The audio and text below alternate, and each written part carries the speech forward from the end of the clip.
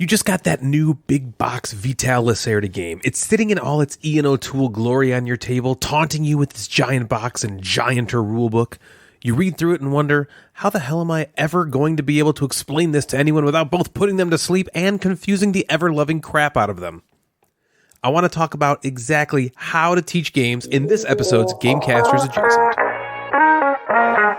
Natalie, Jeff, and Ryan are the Gamecasters, and they do a board game show, inboxes, and nooks and games, and top 5 lists, and sometimes there's fart jokes. Teaching games is a very tricky part of the hobby, and one that, if done wrong, can really make life miserable for the people playing. So often I've played games with people teaching where I'm incredibly confused, not because the rules are difficult necessarily, but because the teacher was just all over the place and nothing was grounded. It's easy to screw up a teach because of one simple thing. People aren't in your brain. A lot of times when people teach, they forget this fact. They forget that the players who haven't played before know literally nothing about this, and they inadvertently expect them to, and that just leads to instant confusion. What I'm going to do in this episode is tell you the way I teach every single game. I follow a basic outline that I find really works for me. Before I get to the list, though, I want to talk about a few things to watch out for while teaching. Everyone knows about the rules yawn, the thing that happens to literally every human being while being taught a game. They instantly yawn. It's a thing, a phenomenon. Why? I don't know. Learning rules is inherently boring, and you know that when you start, you are just going to be listening to someone else talk for upwards to 30 minutes, sometimes longer, and your brain is like, okay, settle in, this is going to suck. So the purpose of this is to figure out ways to make teaching games not suck. First and foremost, the best way to make it not suck is to be crystal clear and not drone on about the same thing multiple times unless you really feel it's necessary. I've been a part of many teaches that were good, but too exhaustive, almost. Concepts repeated over and over and over that really only needed to be said once. So before I give you the list, try really hard to be as brief as possible while giving as much information as you can. Another thing to watch out for is terminology. I find it's way more helpful to refer to the deck of cards as the deck instead of R&D, like the game might call it. Is it a Grand Studious Memorial Chariot, or is it the Green Wagon Meeple? You're teaching the game, and so the first thing you want is for people to be confused as little as possible. As the game goes on, they're understanding how to play. Maybe reintroduce these little thematic elements if you wish. You also want to make sure you're touching the board or the components you're talking about a lot. If one action you can do is to take the wagon meeple and deliver goods from it to the fuel depot, while you're talking about that action, perform the action or pantomime it, at least so the players can put context to what you're doing. Next thing is, do not teach a game directly from the rulebook. Never do this. Don't just read the rulebook to your players. You will lose them immediately, and you aren't really teaching this way. You're just reading and expecting the players to figure it out with you, and that's never a good idea. Also, I think it's a very bad idea to have everyone learn the game on their own beforehand. You want to have one person running the show so that you can all answer to that person.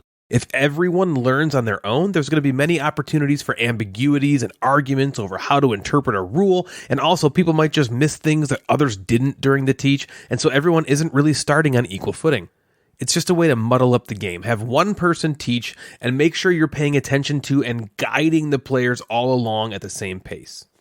All right, so here we go. This is the way I teach every single game, and I find that it works very well.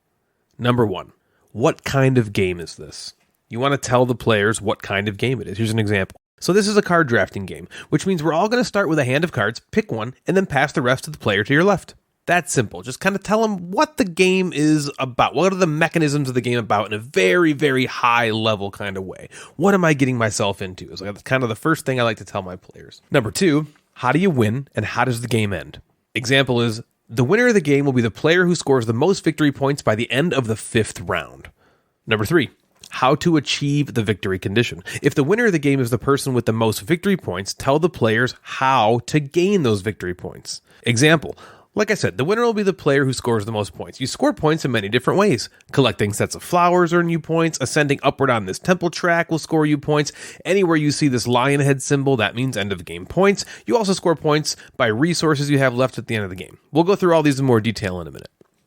Number 4, what do you do on your turn? Now that the players know how to win, how long they have, and how to score points, they are ready to learn how to play. This prior information is essential as you just start telling them actions. If you do that with no other context, they won't understand why they're doing anything. And telling the how before the Y is a mistake, I've found. Here's an example. On your turn, you're going to take all the cards you have in your hand, choose one, and play it to the table, doing what the text on the card says. The cards will do things like move you up those temple tracks, which if you remember is one of the ways to get points. Others will get you resources, others simply have flowers on them and do nothing else. But remember, you score points for groups of flowers at the end of the game. After you play your card and do what it says, you pass the rest of your cards to the player on your left. They will now choose one of the remaining cards to play, and it will go like that until everyone has played one card. That will end the round, and we will then draw 5 new cards, shift the first player, and do it all over again until the end of the 5th round, at which point we'll total up all our points and see who won. Number 5, further explain the details. After the overview of how to play your turn, tell them what sorts of things they may find on the board or on their cards that they need to know to make informed decisions. If there's iconography, explain what that means. Basically, anything specific that the general overview didn't cover. An example of that is, okay, so let's say you have these 5 cards in your hand. You can see this icon here in the card is the flower icon, and it has a number next to it, and that's how many flowers there are. That's simple. I talked about that lion head symbol earlier. If you see that on your card and its mouth is open with a number, that means you will have to feed it that many cards for it to activate and score. And feeding it just means you tuck another card underneath that card. So if I have a lion head open mouth with a 3, I need to tuck 3 cards underneath it throughout the game, and then only then will I score the 15 points.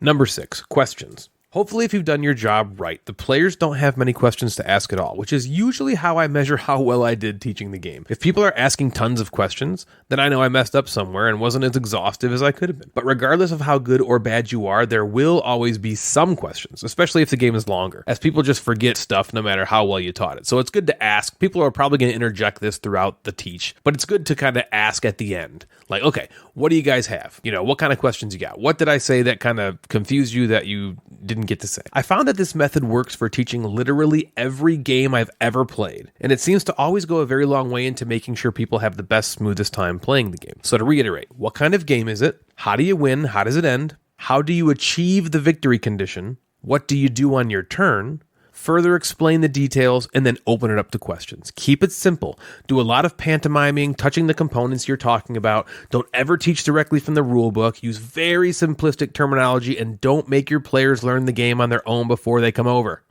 Let me know what you think about this in the Discord. How do you teach games? Is there anything I missed in here that you can think of? What works for you? What doesn't? I would love to hear about it. Thanks so much for listening, and until next time, I'm Ryan, and you have been listening to another Gamecasters Adjacent. Good night.